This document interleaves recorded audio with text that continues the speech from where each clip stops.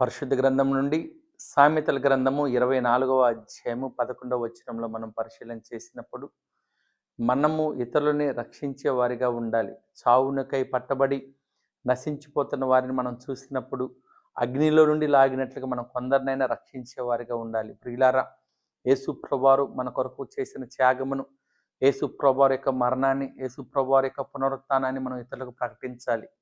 మనం రక్షణ పొందటం మాత్రమే కాక రక్షణ పొందని వారిని కూడా మనం చూసినప్పుడు మనము వారికి యేసుప్రభు వారి యొక్క సువార్తను ప్రకటించాలి. యేసుప్రభు వారి యొక్క సన్నిధిలోనికి వారికి నడిపించాలి. రక్షణ పొందిన వారికి ప్రభు యొక్క సువార్తను ప్రకటించి యేసు రక్తం ద్వారానే మనకి పాప క్షమాపణ, యేసుప్రభు వారి యొక్క మార్గంలో నడిస్తేనే మనం దేవుని రాజ్యానికి చేరతాము. యేసుప్రభు వారు మన ప్రార్థనలు ఆలకించే గొప్ప దేవుడై ఉన్నాడు. మనకు విడుదల దయచేసే గొప్ప దేవుడై ఉన్నాడు.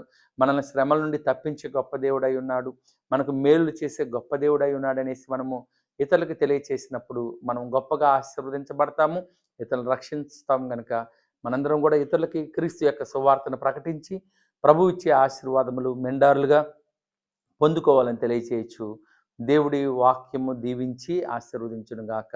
ఆమేన్.